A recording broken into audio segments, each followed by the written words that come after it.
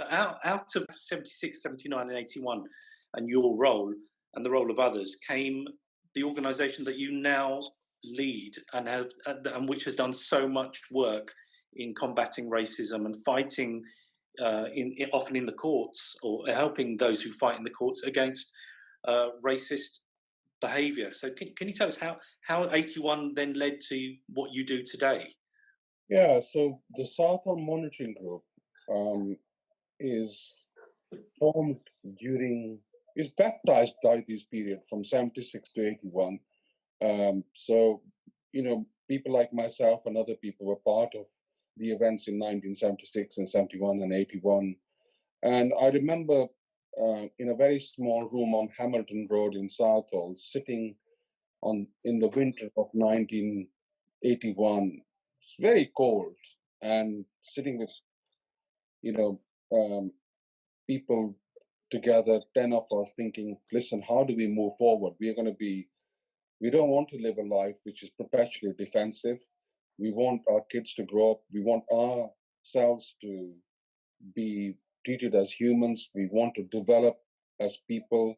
I've been playing, I mean, I didn't want to get into working on racism. When I was growing up, I was quite a happy-go-lucky kid enjoying sports and played cricket and hockey, Yeah. Because that's what I was trained to do by my parents and relatives and the wider community outside the Gurdwara in East Lane in Nairobi. So I was very good at hockey. I was very good at cricket. I was not good at football because we didn't play football that much. So but in Lancashire, I ended up into Lancashire A's for cricket. But that's when I got stabbed, and I tried to play hockey wherever I could. I even joined the Nelson women's hockey team just to play hockey. I was the only guy playing with that. This is no hockey, and that's what I excelled at. And so we wanted not just to be talking about racism. We wanted to build on the gains we had. For us, the 81 period in Southall was a victory, not a defeat. We'd gone through a huge, and finally we thought, actually, we won something, but it's not going to be recognized as winning.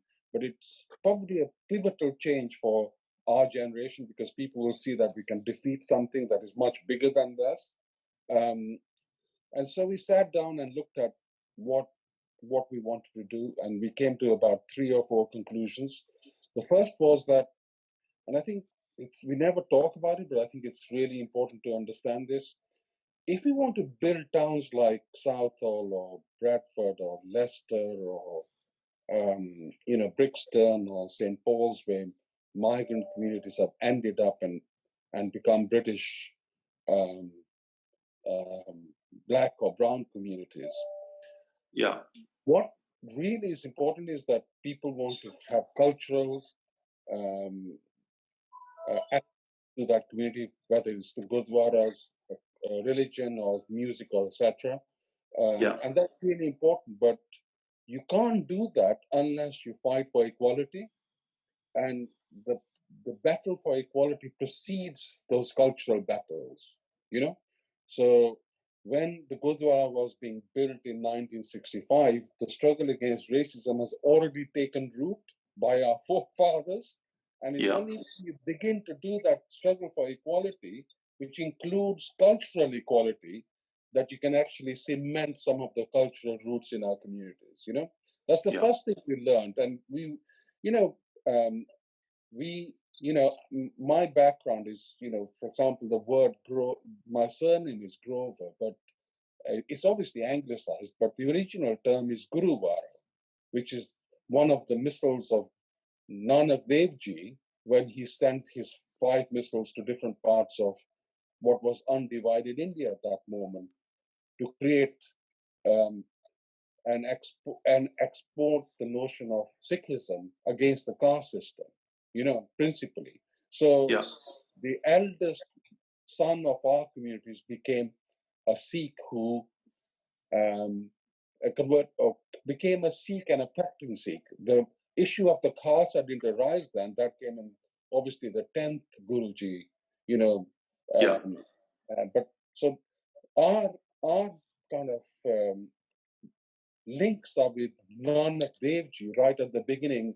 And so before my parents came to East Africa and right to this country, my father in the morning read the Granth Sahib in the morning from 4:30 to 5:30 and Wow. read everything. So I have my father's Guru, Granth Sahib at home, which he read, Yeah. and he read it. So although I don't wear a turban, that's what our origins are. So I can only talk about that identity if I feel that I'm able to as a human being and I'm allowed to as a human being. Yes. And you have to fight for that stuff. That was the first thing. It's really, really important, I think, to learn that lesson and how that has come about.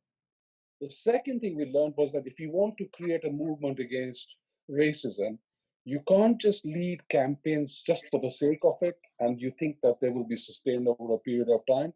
You have to create a service and embed yourself in communities.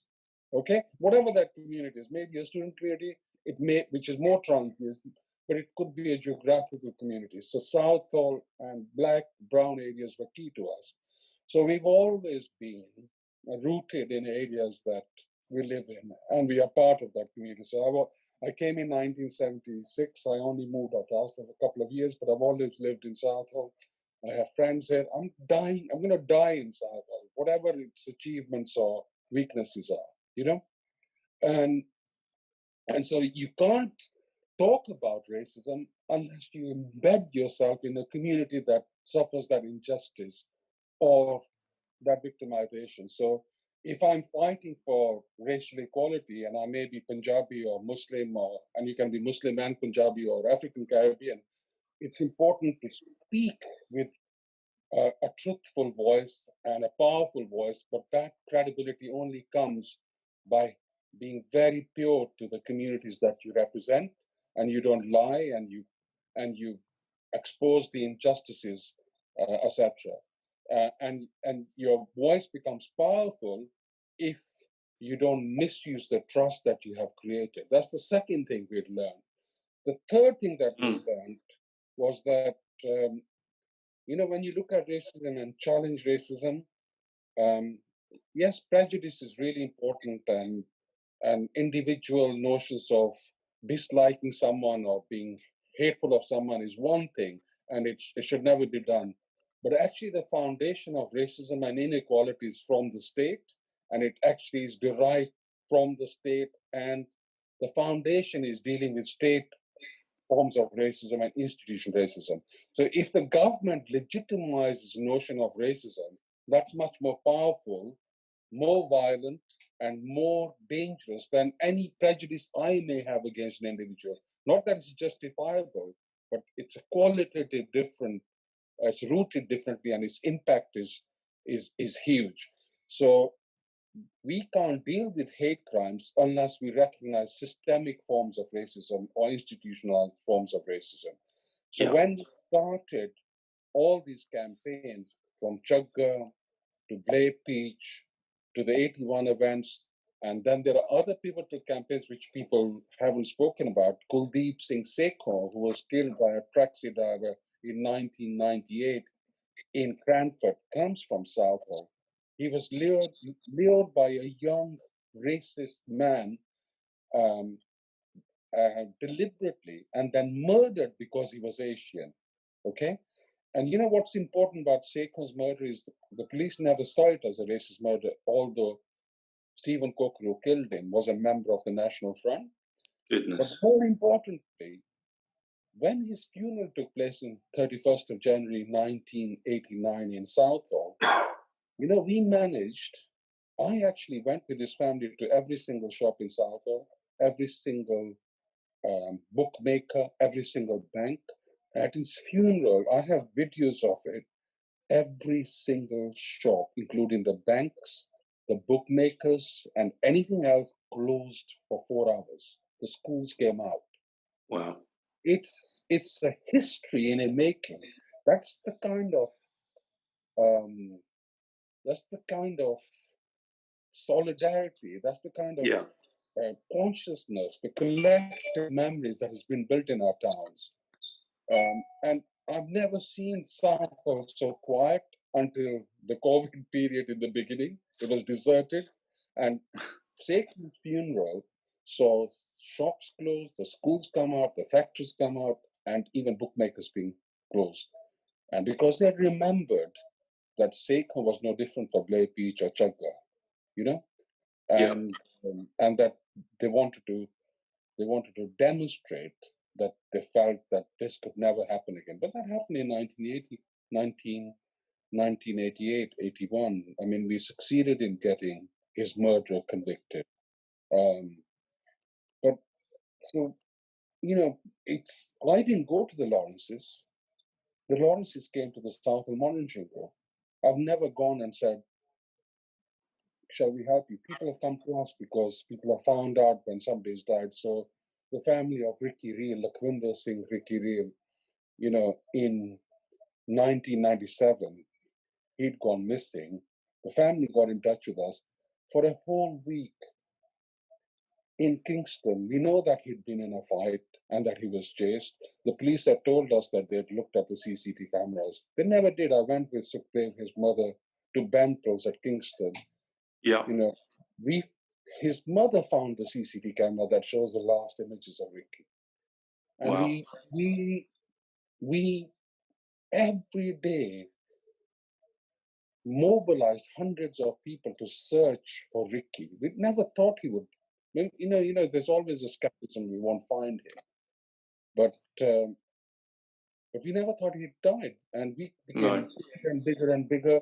When the police came, and the family reported him, and instead of saying yes, we'll try and find him, let's give us more information, they said, oh, the police officer's response was to his mother and his father, Balwant, and to Sukhdev was, well, he may be gay, he must have gone out with a boyfriend, he's not telling you, or he's gone with a girl that he doesn't tell you. Using that cultural stuff against the family when it's so obvious that he's missing and his friends have told him he's missing, So, and Sukhdev and I kept saying to them, look, this is where he's ended up. And I kept saying to the police, I think he's there. I think this is where he's ended up. This is the spot where I think he's there.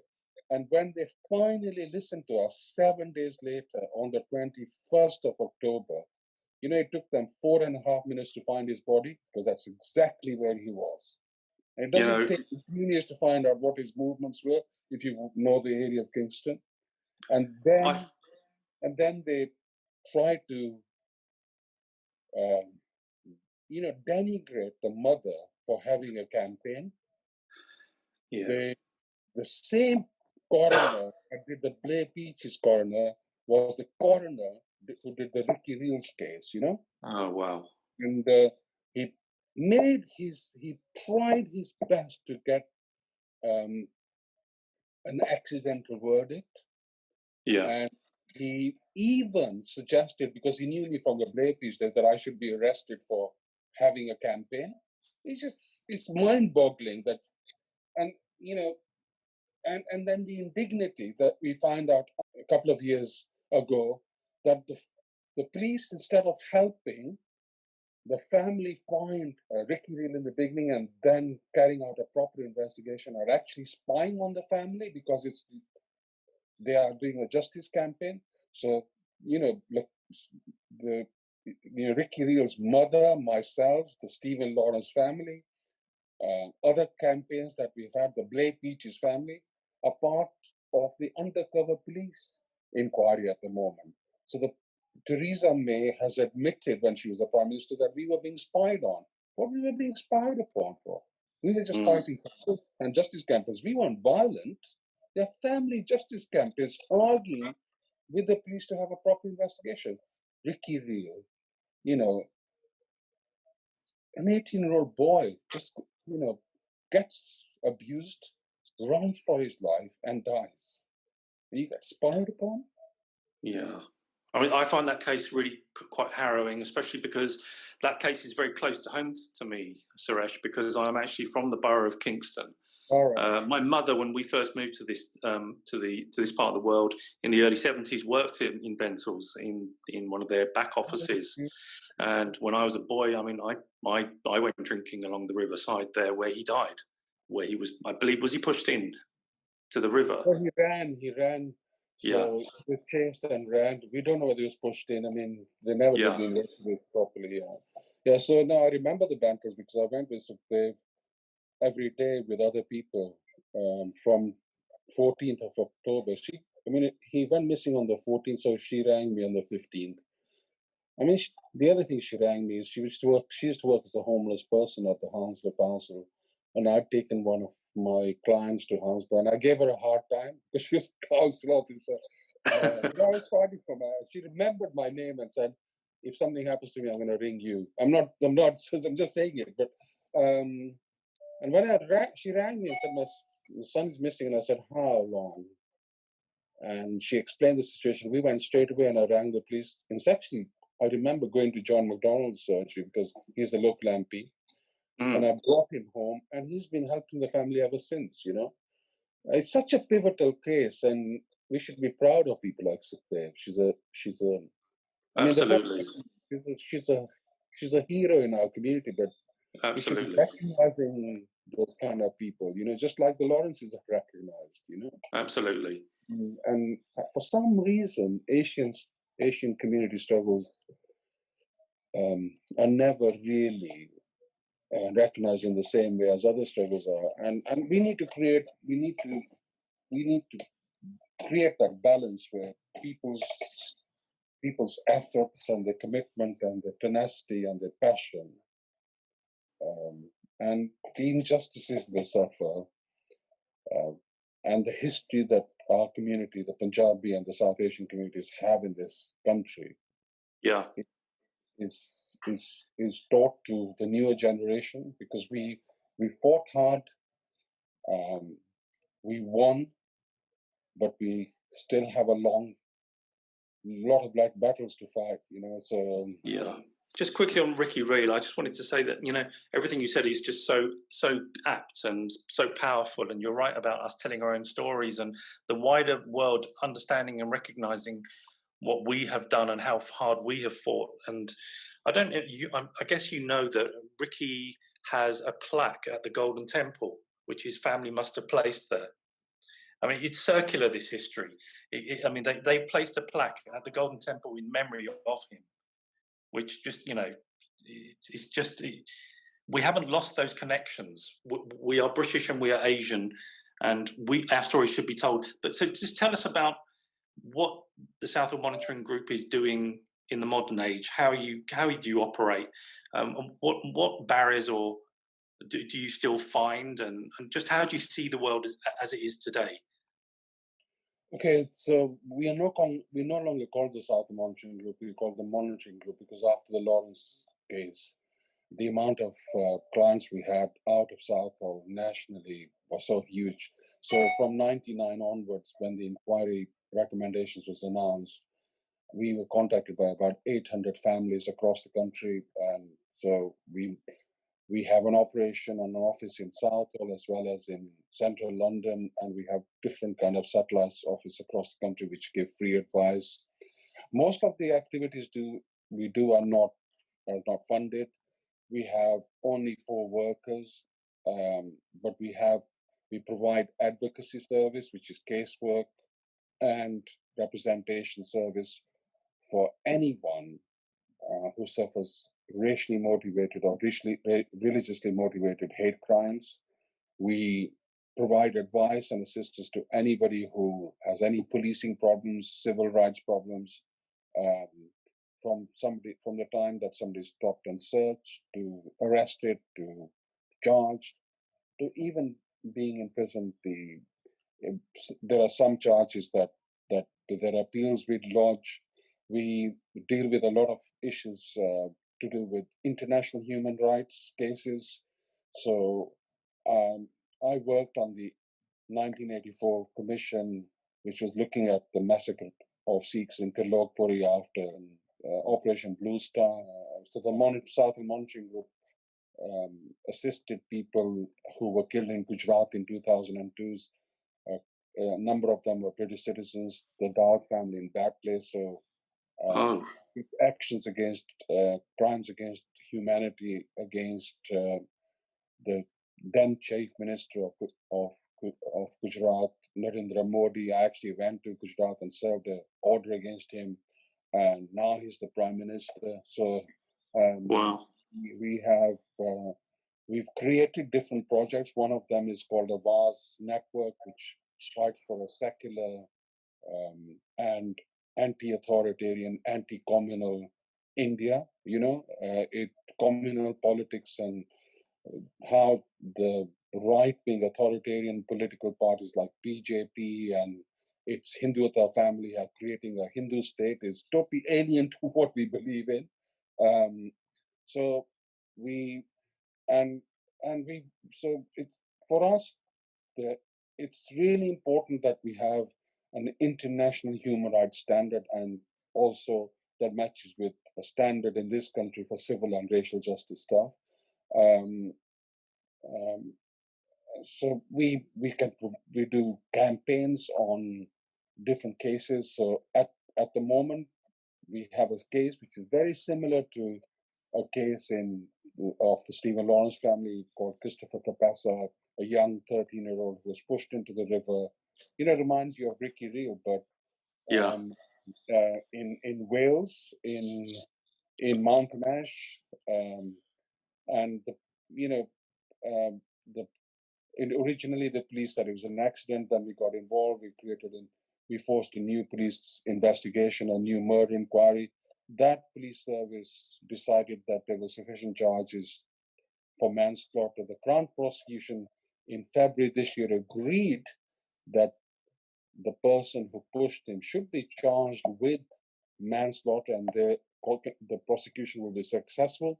But they decided that it's not in the public interest to charge that person, which is scandalous. Oh. If you have, this is the life of a 13-year-old boy, and so we are going to judicially review that decision and ask for an inquiry in the same way we did the Lawrence stuff. We are a casework agency, a campaigning agency. We work on hate crimes. We work nationally, although we're only funded for on a London-wide basis. We've never said no to people if people have real problems.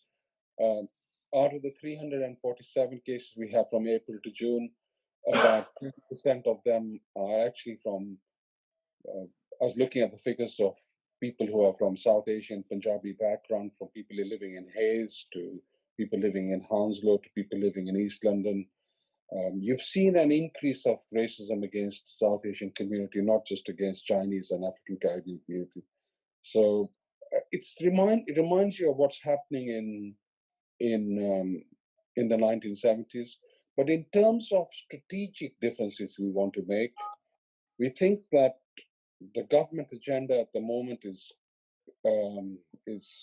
flawed, and instead of implementing the Lawrence recommendations, because some of the problems that we find in terms of police response or the CPS response to hate crimes isn't about the legislation. It's actually about the implementation of policies that have already been devised and agreed and recommended. They don't simply implement them at all. They don't recognize them, or they don't have the resources to do it.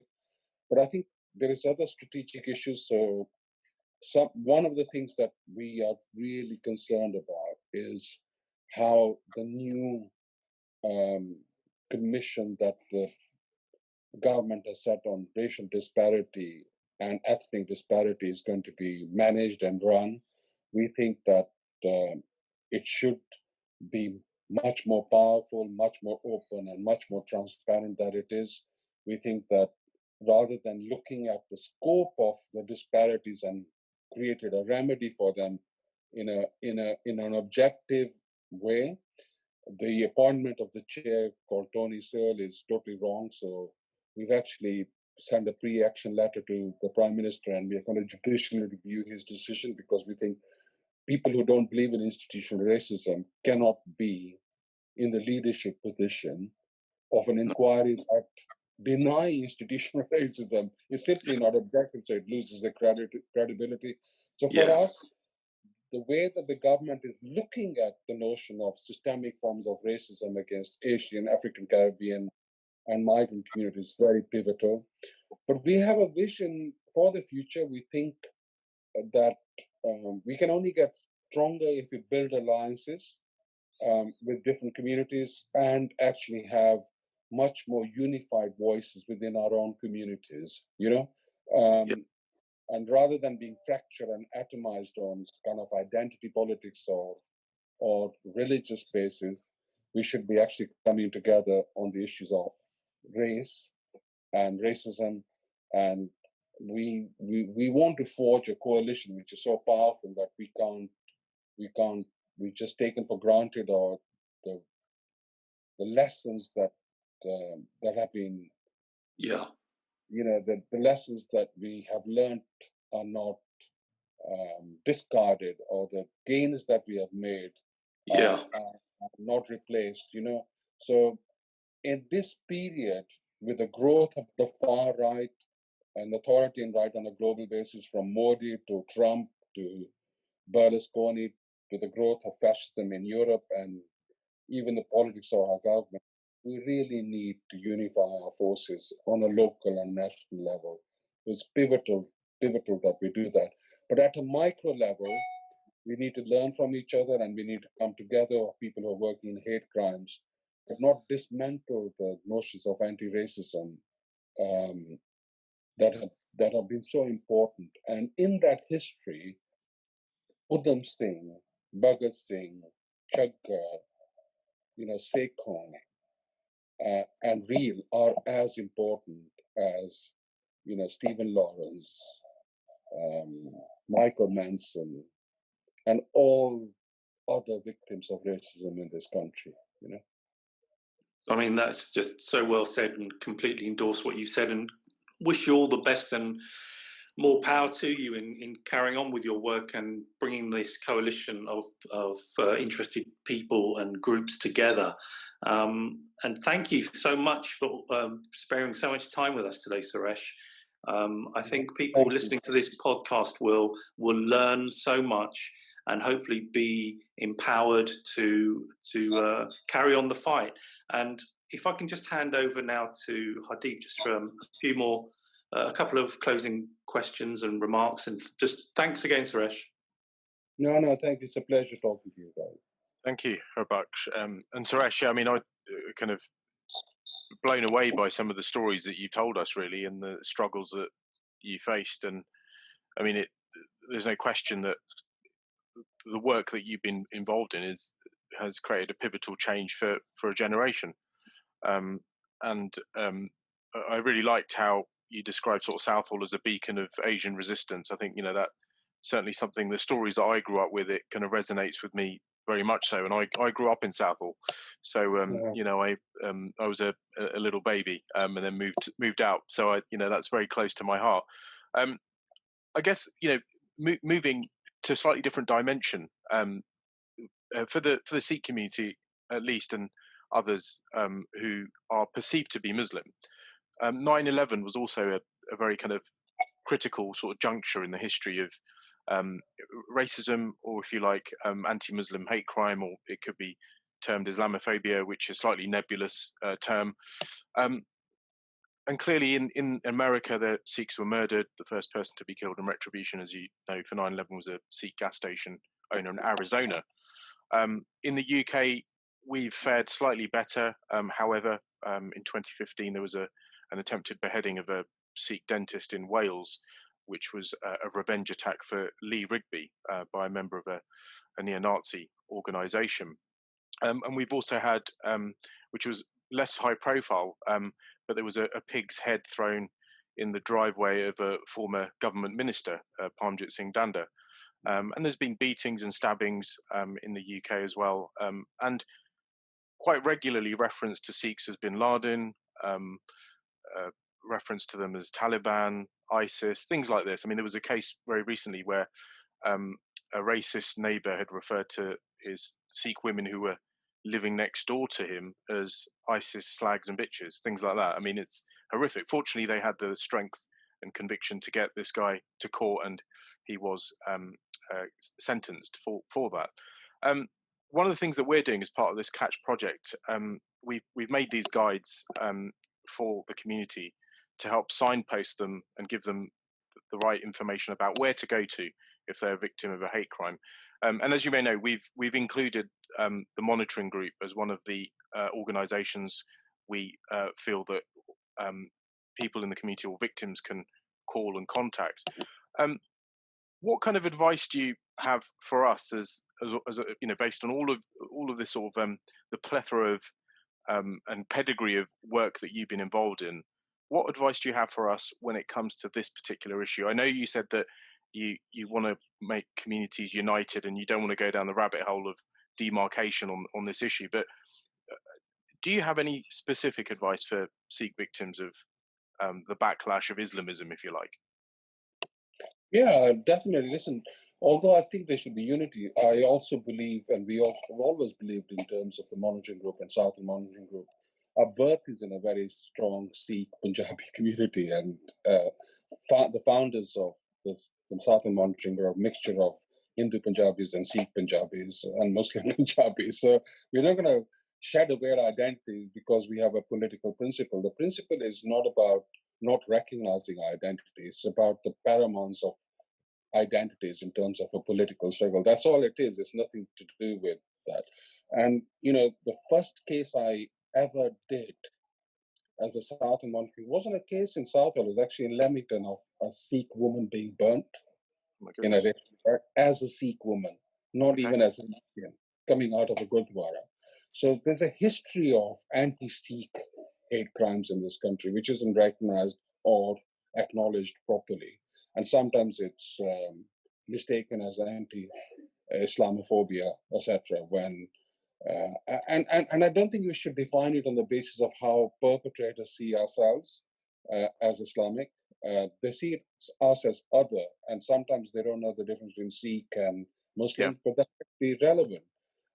Sikh identity and concepts are very important in terms of living a different cultural life, but also integrating within our country that we live in, as long as there's no racism and equality and all that kind of stuff. So I think my advice to you is keep up the work. We will definitely build alliances with you guys if that's what you want. Absolutely. We can train, empower people who are working within Sikh communities to recognize and become advocates on hate crimes and policing issues, which is very, very important. It's just that we don't see ourselves as just working in one community. We want to work in any community that as a monitoring group. That's the difference. And whether Sikh people come to us or Muslim people come to African Caribbean or whoever it is, even migrants who have only been here for 2 days, it doesn't matter how long they've been here, they suffer injustice, we'll help them. We don't have that notion. So we are willing to, if you want any assistance from us, we are prepared to give you that and create time for it. But more importantly, do not ever give up about telling the stories of how Sikh communities are suffering discrimination. Hate crimes are just a series of pattern which includes race discrimination. Don't separate it from institutional racism. There are two kinds of racism we've suffered, the racism that kills and the racism that discriminates. Sometimes the impact is just as bad depending on how far and how deep that forms of race discrimination are on community. And when you deal with hate crimes, be conscious about statutory agencies and how they would respond to. So always work on behalf of the victims and use any strength and resources you have to put the pressure on if you're necessary. Don't just rely on what they say they're going to do. Test them and hold them to account by following the policies that exist and the procedures that exist, and make sure that Sikh community is empowered and is informed about what their rights are in this country. Really critical. And I think, what's going to happen is post-COVID, because of the hit that economy is going to have, racism is going to grow. And it's going to impact on the Sikh community like any other communities. But the unemployment rate, the poverty levels. I mean, one of the things that we've been doing in COVID period, I didn't talk about it, as the Southern Monitoring Group, is we've linked up with other projects like the Southern Community Alliance and the Youth Foundation. And we've been organizing food parcels and delivering them on Mondays and Thursdays to people. The amount of poverty I've seen among Sikh households and Muslim households is staggering in West London. Staggering. I know Gurdwaras try to help,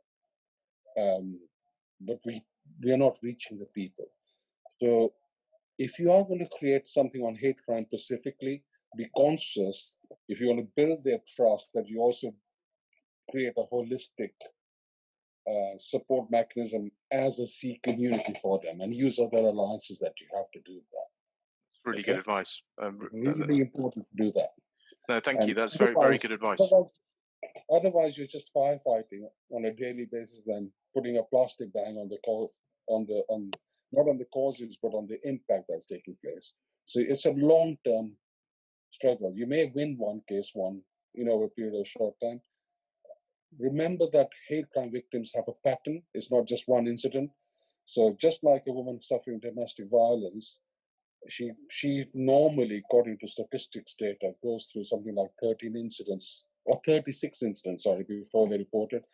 Our statistics show that most race victims, or hate crime victims, in our communities suffer something like 13 times before they even report to the police. And then they come to us after reporting to the police.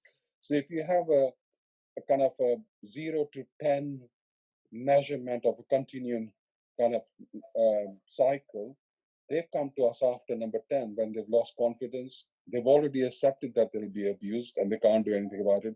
So your initial response to them is really, really important. So if you're doing hate crime, remember that you have to act in speed, you have to look at their safety, and you have to be sensitive to their needs. The 3 S's for the Sikh community are really important. Sensitivity, safety, speed. Thank you ever so much for your time, Suresh. And I know that Harbaksh is still on the line. So I don't know if you want to close the interview, Harbaksh, or have you got anything else to add? No, I think Suresh, thank you again. Just what a tour de force of an interview this podcast this has been. Thank you for everything you've done. Thank you for the passion you've shown in this podcast and the work you have done over the course of your life, and for pointing the way forward for us and for other organisations. Thank you very much. Thank you, guys. Thank you.